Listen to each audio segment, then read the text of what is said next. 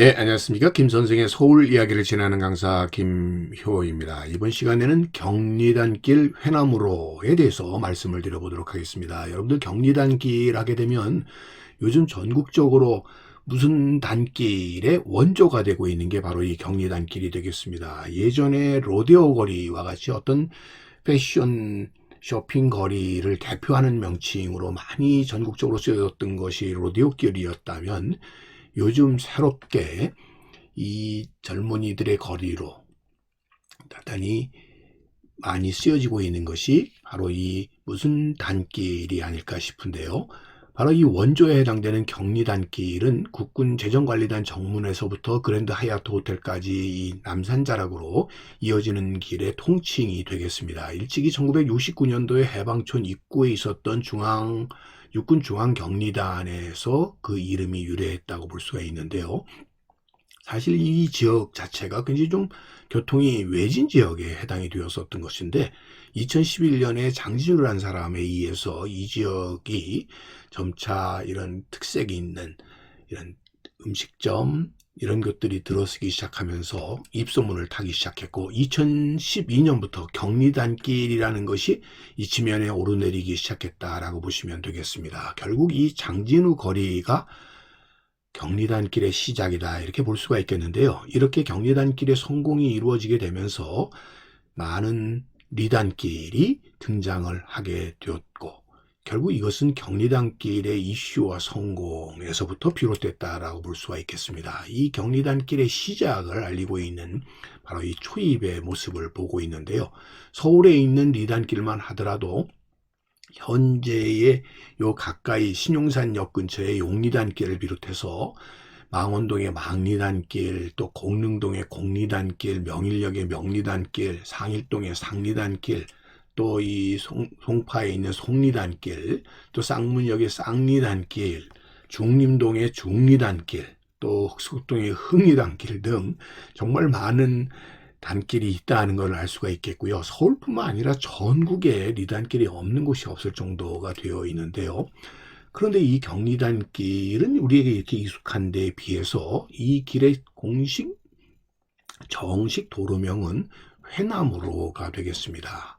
2010년도에 이 지역에 회나무가 서 있는 벌판이라는 회나무께라고 하는 이런 옛 마을명을 따서 이 길 자체를 이렇게 회나무로로 이렇게 바뀌게 되었다고 볼 수가 있는데요. 사실 군 보안상 군 기관명을 이렇게 도로명으로 쓰는 것 자체가 부적절했기 때문에 이렇게 바꿨을 것으로 이렇게 추정이 되는데 문제는 이 회나무로의 회나무가 무슨 나무인지 이 길이 갖고 있는 유래나 의미에 대해서는 잘 모른다는 사실이 되겠습니다. 사실 이것을 이 회나무가 바로 이 회화나무를 가리킨다고 하는 사실을 추적해내는 데는 사실 이태원의 주민센터라든지 용산구의 이 부동산 정보과 등을 통해서도 확인을 해봤었는데 회화나무라는 사실을 제대로 이렇게 파악하고 있지 못한 상황이어서 이것을 추적해내는데 좀 어려움이 있었다라고 볼 수 있겠습니다. 사실 중국 원산인 이 회화나무를 한자로는 이 괴화라고 부르는데 원래 회나무를 뜻하는 한자의 괴가 여러분들 보시다시피 나무 목과 귀신 글자가 같이 쓰여져서 이렇게 괴가 되다 보니까 결국 잡기를 물리치는 나무로 이렇게 알려지게 되었고요.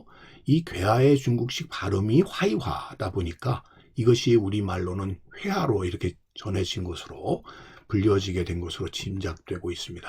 나무가지가 이렇게 멋대로 쭉쭉 뻗어나가는 것 때문에 결국 학자의 기계를 상징한다고 해서 학자수, 영어로는 스칼라츄리라고 이렇게 불리게 되어서 선비가 사는 마을이나 서원이나 사당이나 궁궐에도 이렇게 많이 심어졌던 나무가 회화나무이다 보니 결국 이 회화나무가 많이 자랐던 마을, 언덕 이런 의미로서 이 명칭이 회나무로라고 하는 명칭이 붙여지게 되는 계기가 되었다라고 볼 수가 있겠습니다. 서울만 하더라도 곳곳에서 오래된 회화나무를 볼 수가 있겠는데요.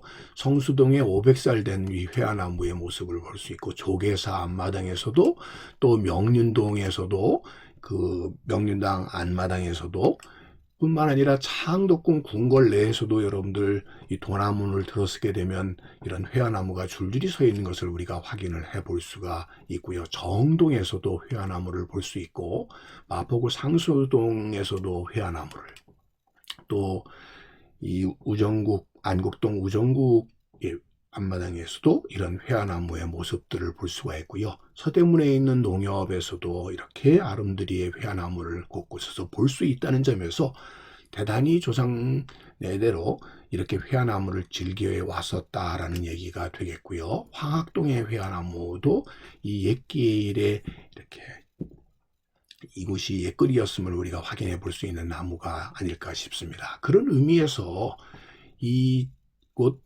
용산구에서도 회나무로로 이렇게 지정을 한 것은 정말 좋은 의미로서 붙여졌다라고는 볼 수가 있겠습니다만, 경리단길만큼 이 도로명이 갖는 의미가 뭔지를 잘 이렇게 알려주는 노력은 하지 않고 있어서 그냥 회나무로라고 하는 것 자체가 주민들도 잘 모르는 상황이 아닌가 싶습니다. 경리단길에 비해서 그다지 익숙하지 않은 이 회나무로의 의미에 대해서 오늘도 꽃밭을 가꾸는 김 선생이 말씀드렸습니다.